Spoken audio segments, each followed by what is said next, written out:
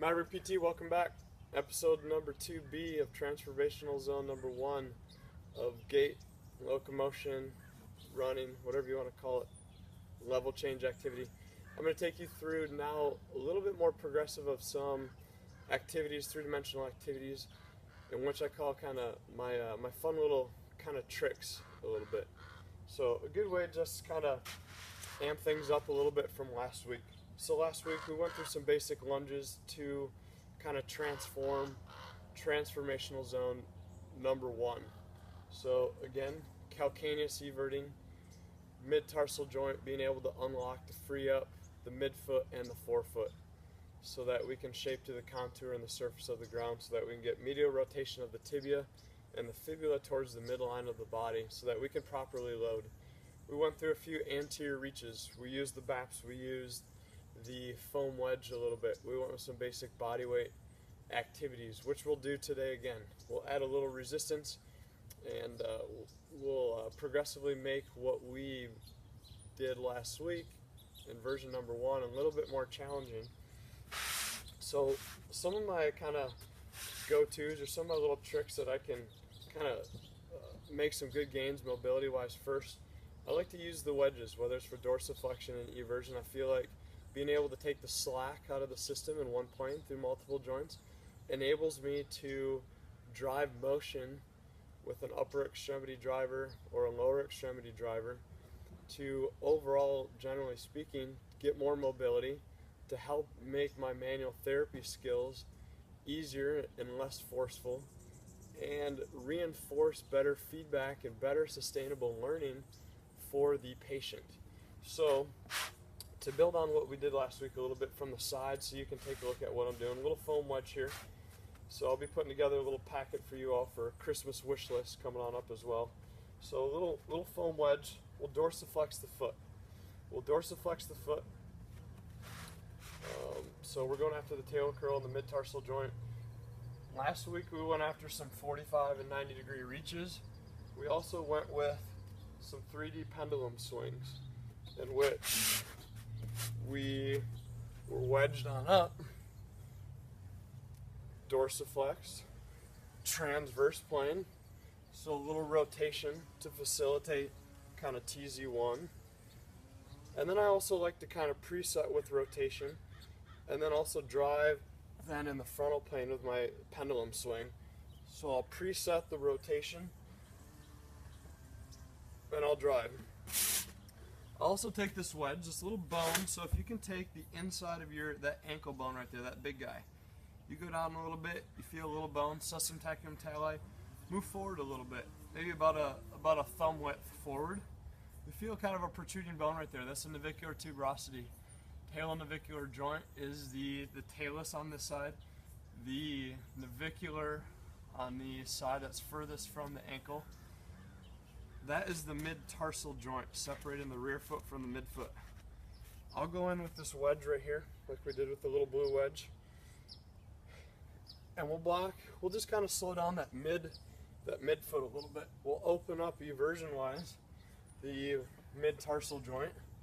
I'll go in with my pendulum swings. So I'll go in my pendy swings in the frontal plane and the transverse plane.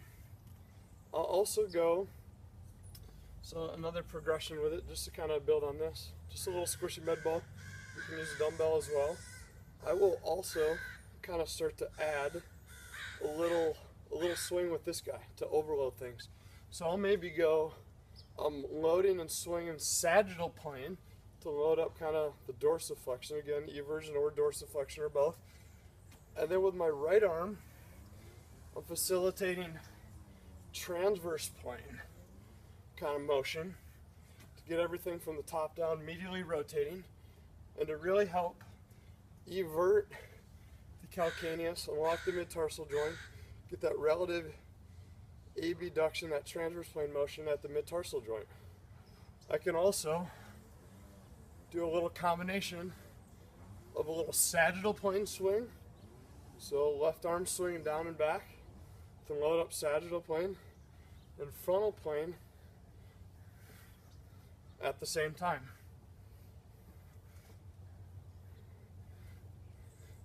at the same time. What I'll also do with this little guy right here, we can think about, so I'll load up the ball on the right arm, and I'll take my left, drive sagittal plane, which is free, and I'll swing and rotate transverse plane. With patience, find out based on where their limitations and restrictions are, what's loading and what's working a little bit better. I love the pick and the press. I love the pick and the press. We'll go a little dorsiflex foam wedge. We'll go right arm at your side, right foot up, load with the pick, and then press. Load with the pick, and then press. We'll go a little combination of a little dorsiflexion and a little kind of eversion right here. Dorsiflexion and eversion. Kind of taking up the slack in 2 planes, driving with the transverse plane, upper extremity driver. We'll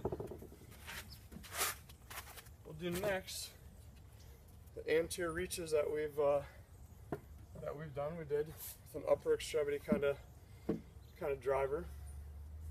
We'll go with our lower extremity driver. We'll use this if we need to for a little kind of assistance. Right foot is the base foot. You're going to drop your butt down, and you're going to reach forward. Foot flat on the ground.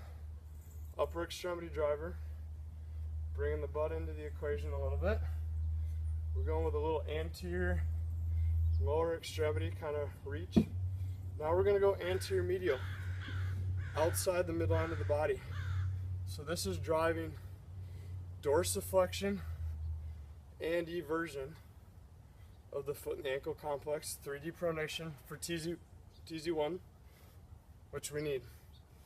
On the side, it's here. You're using your upper extremity driver to drop and load from behind. Foot nice and forward, 12 o'clock on a clock. Dropping your butt, taking the right arm as a driver, and loading to kind of swing things immediately. We'll now go lateral, we'll go medially, so right foot, you're going to drop your butt, and you're going to reach, so we're going a little bit more just kind of straight frontal plane. Get that eversion of the calcaneus, eversion of the mid-tarsal joint to unlock the midfoot and the forefoot. From this we'll also go a little posterior medial. So what we have from there, we're winding things up a little bit more to get dorsiflexion and eversion and a lot of medial rotation. So to highlight, we went forward, angle, side, rotate out. So you're here and here. We'll use our upper extremity as a driver, or you can just kind of stand and do it. I like to do it because it brings the butt, facilitates bringing the butt into the equation, as well as kind of that medial rotation a little bit more. If you can progress to the point of not holding on or using anything, it's the ultimate kind of goal with all of these.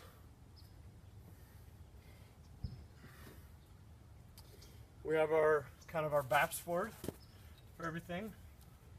We don't need much in terms of weight. We don't need much in terms of resistance. What I like to do as well with our squat matrix is use our RXX and our LXX positions. So right foot forward and left leg back. We'll go a little pick and a little press. I'm loading some in-sync rotation to drive and facilitate TZ1 of the front foot and ankle, transformational zone TZ2 of the right, of the left foot and ankle, and of the left hip. Dorsiflexion and inversion on the left, and internal rotation of the left hip with TZ1 collapse. So front on, head on of the right. I love kind of overloading it with the pick and the press. If you want to just stick with just some typical kind of body weight a little bit, Let's go LXX. I would use, so you can use bilateral, you can use single arm driver, anywhere from 0 to 135 degrees, trying to get TZ1 of the front foot and of the front ankle. I love then as well, as we move into our squat, that we can kind of add our little pendy swings. We can add our little pendy swings. I'll drive sagittal plane with the right, transverse plane with the left. I'll drive transverse plane with the left, frontal plane with the right. So right arm is driving frontal plane, eversion.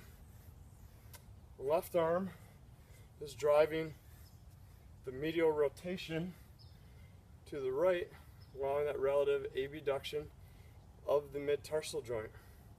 If I want to get a little funky with it, if I want to drive a little eversion, I can go a little uncommon kind of squat matrix. If I want to get a little more eversion here in that subtalar joint. Subtalar joint really enables the mid-tarsal joint to unlock. So for my squats then, I'll maybe go an LXX position, but with the L being in an E, externally rotated. I can then go a little more frontal plane if I want to. I go a little transverse plane with a swing, and I can add kind of some little reaches to the mix as well. So those are a few of just kind of my simple, kind of basic things that I really love to do. Lunge-wise, kind of re-highlight a little bit. I'll go with a little reaching lunge. A little reaching lunge, in sync rotation, a little anterior lateral, and then we'll go a little lateral, and then anterior medial. A little reaching lunge. You can add the pick and the press here as well. For these guys, play around with your squats, play around with your lunges, anterior reaches, your wedges, your BAPS boards. Play around, have a great time. Those are a few of my little tricks that I like to kind of start on out with. Sky's the limits in terms of what you can progress and do. Have a great day, guys. Happy Kinetic Lincoln Friday. Play around with these, let me know what you think. Bye.